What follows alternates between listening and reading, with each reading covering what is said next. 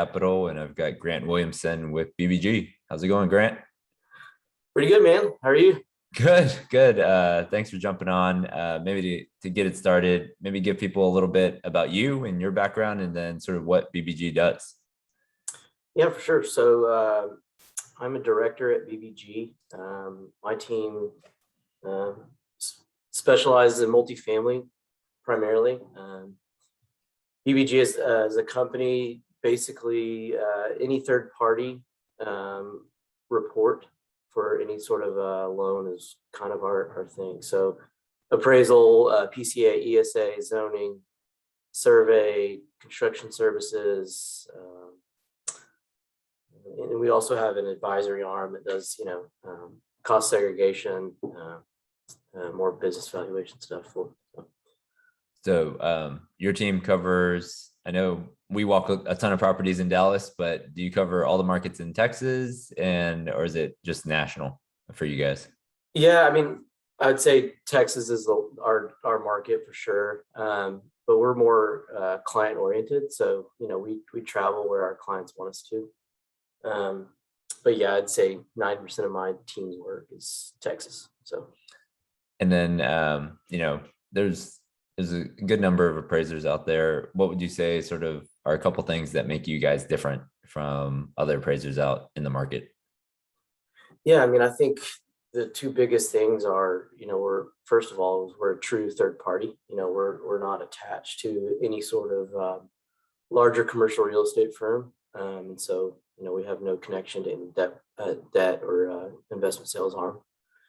And then the second thing is that there are companies that are also true third party, but we're also a national company. So I think those are the two things that kind of separate us from everyone else. Is we have the scale, but we also aren't attached to any larger commercial real estate conglomerate. Like I see a lot of T12s and a lot of rent rolls, but you probably see just as many. So what are you seeing in the market right now, just in terms of rents, in terms of cap rates? What are you seeing sort of driving valuation right now? Yeah, it's a loaded question, but yeah, I mean, I'll start on rents. I mean, I think the rent growth I'm seeing in the core markets is astounding. I mean, we're seeing 20%,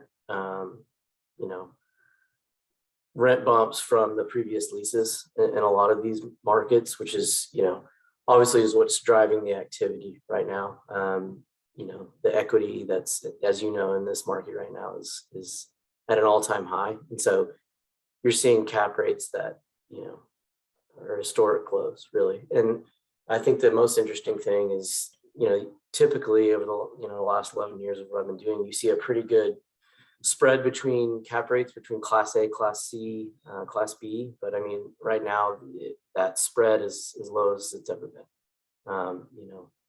So we used to see, let's call it 2013. Let's say a Class A was 4.5 cap, and a Class C was a 7.5 cap.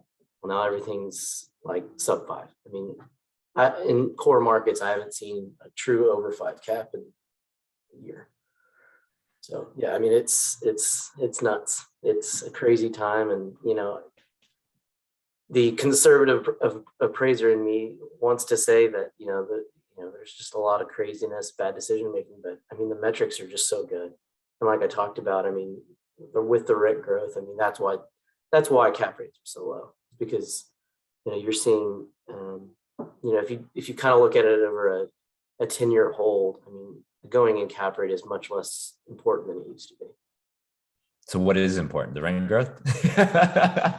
Yeah, I mean, just the metrics of the deal. I mean, if you can get a good basis on a deal, and you can, I mean, I think 4 to 5% rent growth per year is conservative. I mean, especially Dallas. I mean, you've got a lot of pent up demand from several things, COVID, but also the job growth and everything. So I mean, I think if you can get a good basis and be conservative with your numbers and the deal still kills it, then it's a great deal. Yeah, I mean, I think most people aren't used to underwriting such a big pop sort of year one and even year two, but they're seeing it now on these lease trade outs. I mean, Camden has 50,000 units. They were showing like 10% average. That was average across their market, sort of lease trade outs. And same with MAA on their last quarterly call. So, I mean, they're seeing it. And what about sort of, so rents, top line rents going up? What about sort of other income? Have you seen any interesting other income line items on these valuations recently? Yeah, I mean, I think I've started seeing that more, especially on these, value add, deals where I'm primarily bridge stuff. Yeah, buyers are projecting a lot higher other income than in place.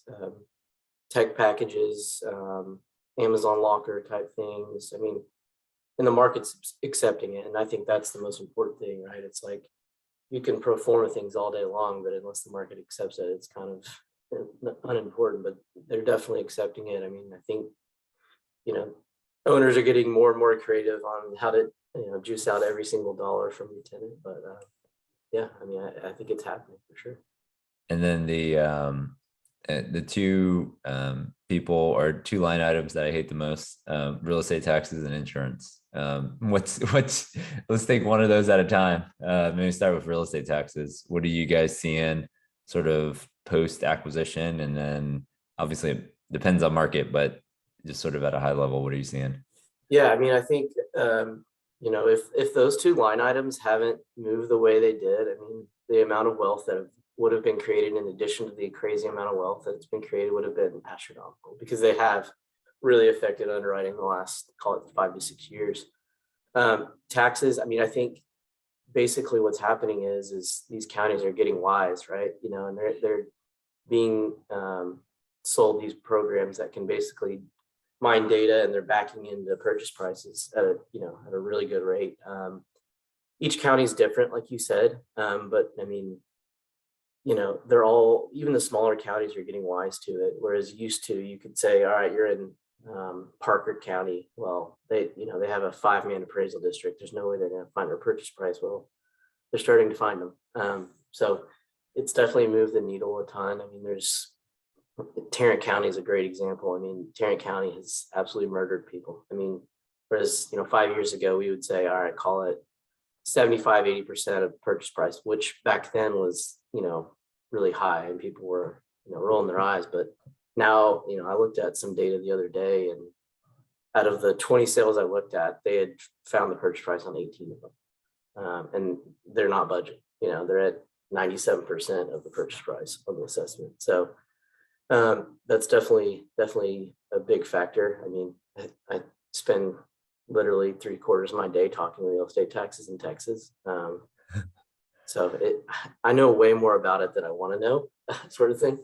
And then, yeah, insurance has been a big killer. I mean, most of the deals we're seeing that are, under contract, it's usually about double, the going in insurance quote versus, the previous owner's insurance. I mean, it's significant. I mean, and different markets are affected differently. I mean, Houston, obviously, those insurance rates are even higher. Get up into Oklahoma, it's not really that big a deal. Arizona, not that big a deal. I mean, they're still really low, but the core Texas markets have definitely had a huge increase in insurance over the last 3 years. So, and this is maybe, I don't know. You mentioned Arizona, so if you buy in Phoenix, is the insurance is a big deal, but then on taxes, is there a cap on taxes, or there's something with taxes in Phoenix? I can't remember. Yeah, they're much lower for sure. Yeah. I think it's like a 5% cap. I actually just underwrote a deal like right before this call there, so I should probably know better off the top of my head. But yeah, there's definitely a cap there, and like just as far as like total expense load in relation to all of your expenses, it's much less there. And that, I think that's, those two things are also driving a ton of money to those two, all the Phoenix, Tempe, all those markets. I mean, cap rates out there are insane. How do you compare across markets? Like, I mean, obviously, like almost everybody's coming to the Sun Belt, so everyone's in Texas, in Atlanta, in Phoenix. Are you seeing anything like in those markets, maybe Phoenix and Atlanta, that you're not seeing in Texas yet, or that's a hard question, but is there anything out there that you're not seeing in Texas yet, or is everyone doing the same stuff? Yeah, I think it's funny. I think, certain groups like chase each other to every market, you know what I mean?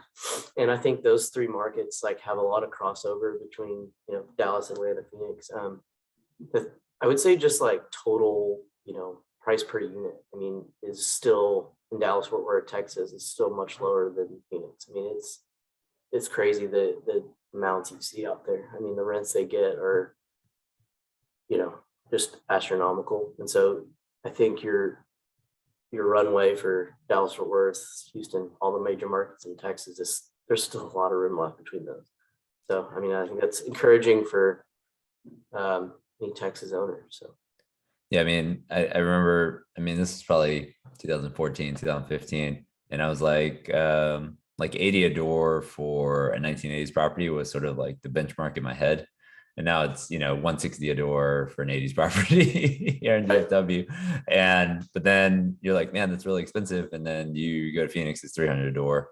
right, But the taxes are lower. So you got to sort of adjust that downward, but right. maybe instead of 300, it's 200 a door in comparison. So, well, I appreciate you jumping on. What is today, Grant, what's the best way for people to reach out to you if they have questions about maybe getting appraisal on a refi or anything about market studies? I know you guys do market studies for HUD, or, I mean, a lot of people, they're seeing these prices actually, and they're like, hey, I'm just going to go out, get some land and build it. Sure. Before you really do that, before a bank's going to give you any money to do that, you probably need a demand market study. Is that what it's called? And you guys do those, I think. Yeah, for sure. I mean, any basically any third party report we can do. We're seeing a lot of people starting to be like, well, replacement cost here is definitely coming into play. So I mean, we do them all the time. We do feasibility studies. We do market studies. I mean, it really depends on the scope of what you're looking for, but we can do whatever you need basically. So Okay. and Yeah. as far as reach out to me anytime. G Williamson at bbgres.com. All right. Well, I appreciate you coming on. We'll see you out on the field. We'll definitely. Did you play baseball when you were growing up? I did. Yeah. Okay, so we'll have the plastic bat and some wiffle balls out there and see how far you can hit the ball at the stadium. If I was more of a fielding expert. So, we'll put you out in the outfield. We can have you shack some balls for us. No problem. I was second base. Second base. I bunted a lot, so hitting wasn't my forte, but I can definitely swing the bat. So. All right. Well, I appreciate you coming on, and we'll have people reach out to you. Awesome. All right. Thanks.